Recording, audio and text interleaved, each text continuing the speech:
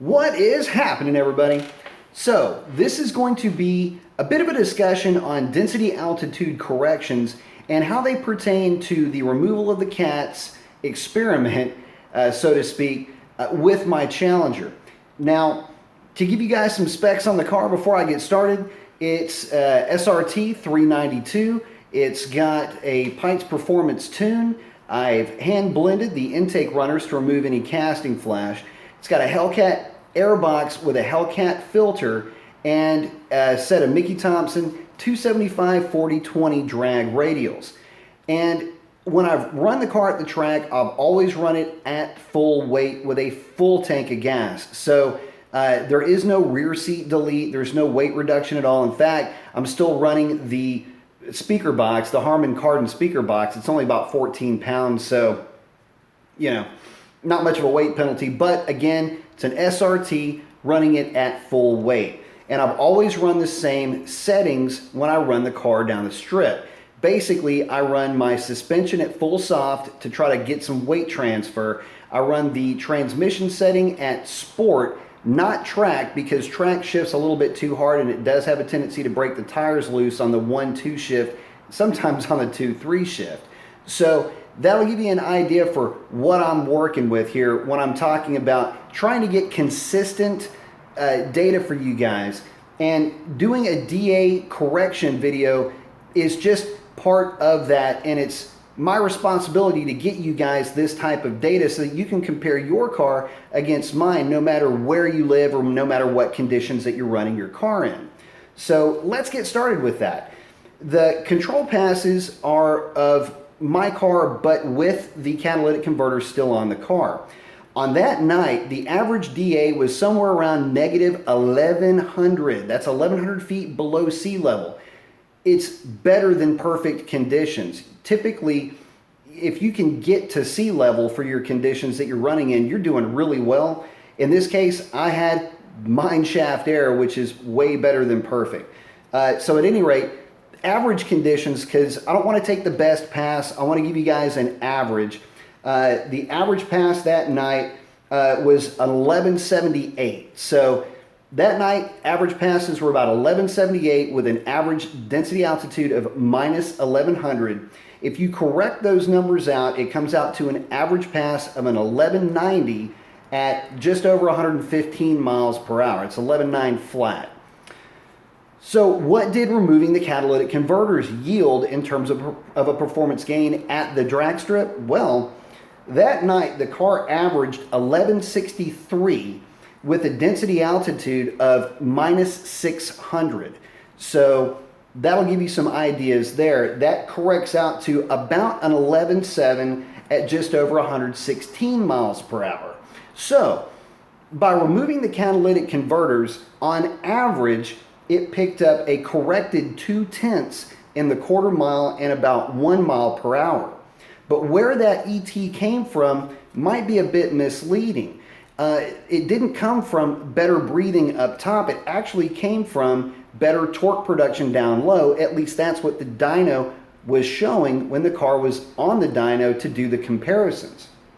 Picked up about 7 foot-pounds of torque or so down low, and it carried it till about 5,200 RPM. But I'm not exactly convinced that that would have been good enough to yield basically 75 hundredths better in the 60 foot. It was averaging, you know, right around 175 for its 60 foot on those 1170 passes, and started running, 175, sorry, and it was getting into the 168, 169 average throughout the course of the night on those 1160 passes. Did the extra torque help it get out of the hole?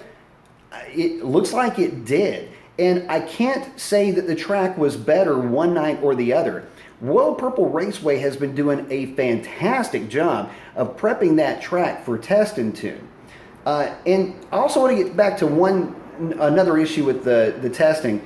This car has made its best passes right out of the chute. The first pass is almost always this car's best pass, because typically that's when the track is at its best. So if you take all of that into consideration, you've got to look at that particular aspect, and you can throw it out the window if you think it made much of a difference.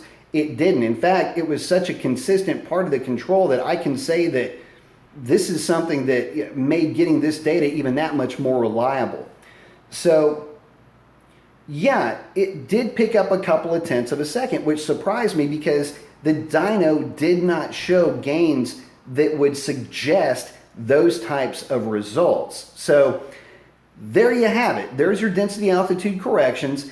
And I want to make sure that, I'm getting you guys as much reliable data as I can. And this way, if you guys are running in other areas, say you're running your car in higher elevations, or say, for example, you don't have the opportunity to run in the conditions like mineshaft air, like I've been very fortunate to be able to, we can still have conversations about our car, how our cars compete against each other, or how they compare or contrast by using that density altitude correction factor. Now, the big question is, well, would long tube headers have yielded a better result?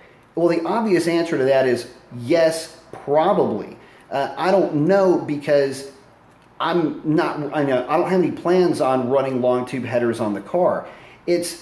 I've flirted with the idea, but the problem is that right now, the way the car sits, I can return it to stock within about the course of a couple of hours. And that's getting the car on ramps, getting the tools together, and just doing the work.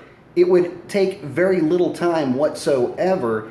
And if I put long tube headers on the car, that would basically be a lot more work and a lot more time to get a result that I'm not so sure that I would necessarily want to live with long term. Plus, you could potentially run into ground clearance issues, things of that nature that, look, let's face it, the car is still a street car.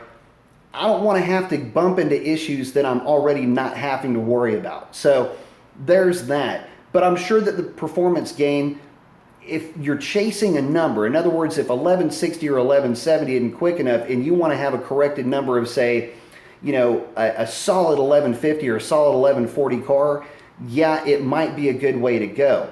Now, moving forward, what are the plans for the car? Well, the thing is that the car is going to remain more or less the way that it sits now. That TA intake has really got me interested, and I don't think it's going to get any real performance gain. I just think it'd be kind of neat to make this hood functional for anything more than just bringing in fresh air into the engine compartment. And there may be some other mods coming down the line. I've thought and I've toyed around with the idea of maybe putting a set of, a lighter set of wheels and tires on it. I've flirted with the idea a little bit of maybe doing a back seat delete, maybe removing that speaker box. But the more that I thought about that, the more that it just kind of didn't really fit the mold of what this car is. I mean, it's a Challenger. I'm going to leave it a Challenger. So we'll see moving forward. There may be some other things that I'm going to do to the car, but for now I'm going to have a little bit of fun with this thing. And by the way, you don't really notice the sound driving the thing around with the cats off so much with the windows up, but with them down, you can definitely tell a difference. So at least there's that to consider. I don't know if that shows up on time slips, but it definitely shows up just in the fun factor of the car. But again, I got a ton of time slips on this thing, lots of seat time, and I can tell you this car makes going to the drag strip a lot of fun. Takes all the stress out of it. It is consistent. It's so consistent, again, it's almost like working in a laboratory. So for that, yeah, I'm having a good time with this thing. Hope you guys are having a good time with yours too. Whatever it is that you're taking to the drag strip, just be safe out there, guys. Don't forget to wear your helmet. At any rate, y'all have a good one. Hope that helped you out. That's a wrap. Adios.